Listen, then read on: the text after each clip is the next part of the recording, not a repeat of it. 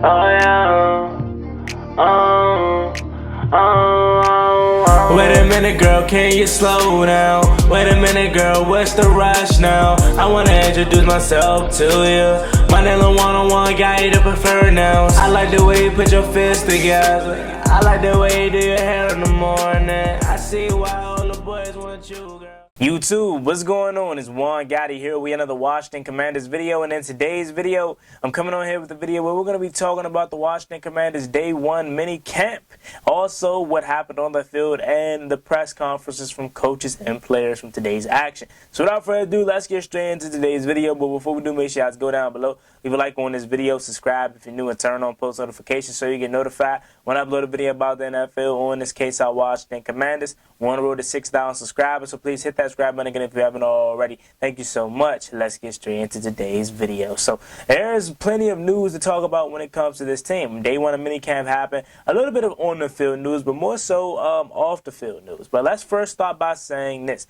Chase Young, he was there at practice. Obviously mandatory, so him and Montez Sweat showed up. Chase Young looked pretty good. He had a play on Cornelius Lucas where he dipped his shoulder and would have been a sack of Sam Howell, but clearly you can't touch the quarterback in minicamp, so that isn't going to be happening.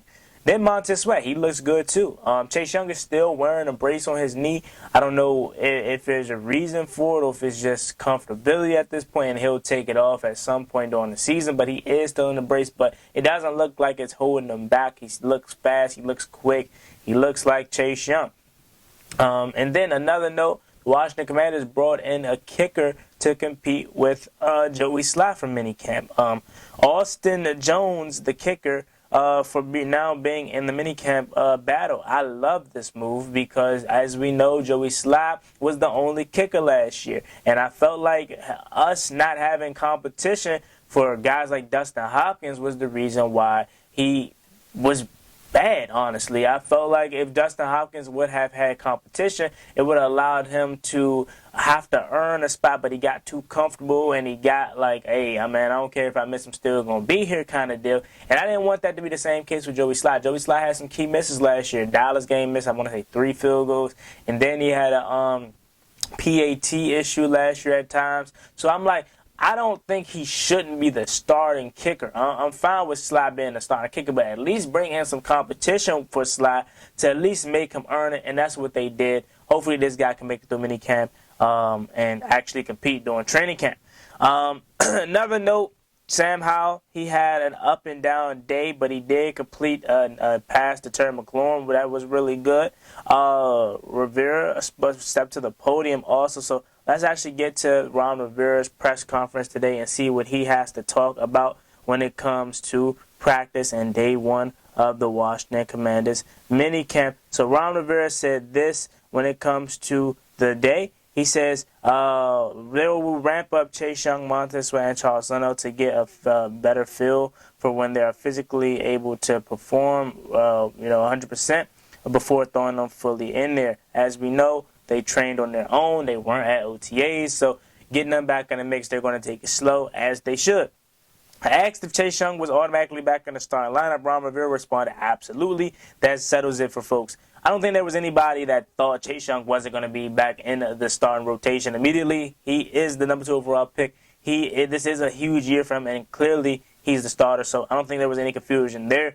Head coach Ron Rivera says they recently showed a PowerPoint players about the consequences of betting on games. As we know, this whole betting scandal and investigation thing is going on. Obviously, Shaka Tony got hit with it earlier this offseason. That affected us. Michael Pittman just got, I believe, suspended for the whole year. I don't know how real is that, but that's what's on Adam Schefter's page. Maybe it wasn't official, but I saw it on Twitter.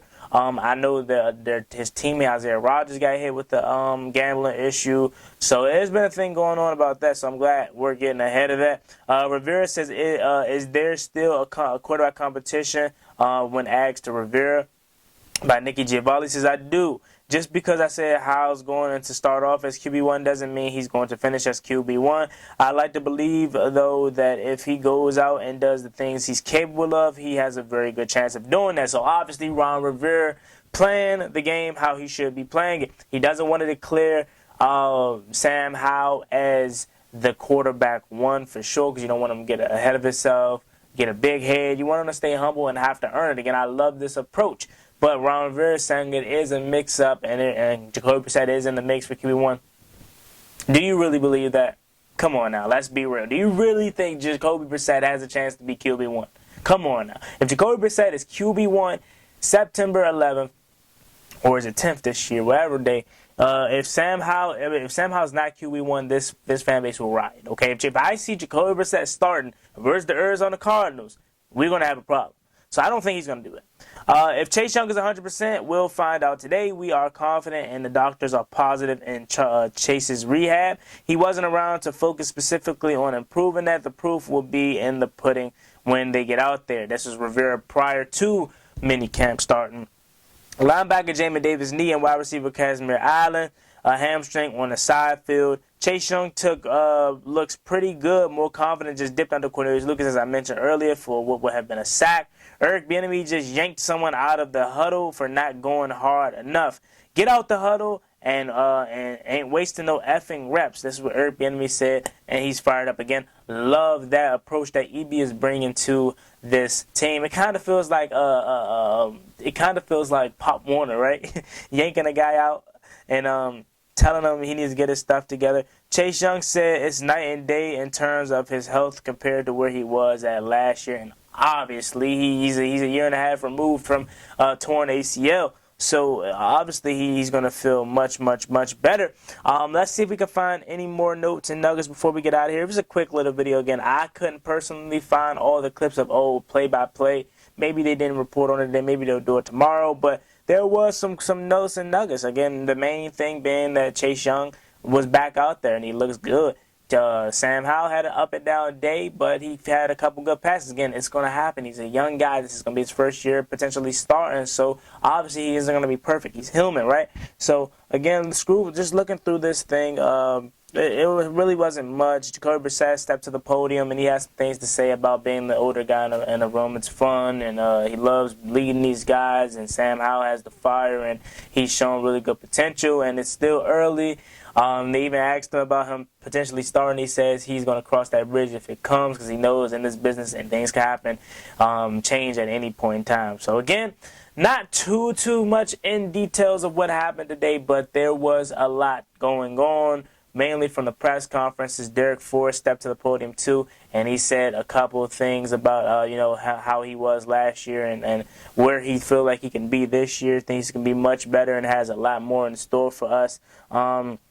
He also said this. He said he doesn't think he's ever seen two DBs come in and savvy and impress as Quan Martin and Emmanuel Forbes has. So he basically saying Quan Martin and Emmanuel Forbes rookies coming in, learning just like that and picking up like they're pros already. And it doesn't surprise me, because Quan Martin, I believe, was a fifth-year senior at Illinois, and obviously Emmanuel Forbes had played quite some years there in Mississippi State in SEC ball. So them coming in, picking the language up, playing fast, jumping right in like they're vets doesn't surprise me at all. But there you have it, man. Just a quick little video. Let me know what you guys think about this video in the comment section down below. As always, me and boy Juan Gotti. Like, comment, subscribe. Hail to the Washington Commanders. We're on the road to 6,000 subscribers, so please hit that subscribe button again if you haven't already. Thank you so much. See you guys next time. I'm out. Peace. We the kings of the East, I hope you hear what I'm saying. The DMV behind you, commanders. Now it's time to step in the field and take command. 1932, we was established. We been running the NFC East every year after like. We got the best fans in the league. You cut through our skin, it's burning gold where we bleed. Cause hail to the commanders, we the best in the league. We fight for DC and the whole DMV. We got a new name but still got the same rings though. We got a new name but still on the same mission though. And that's the what it's about when we fall back to the city.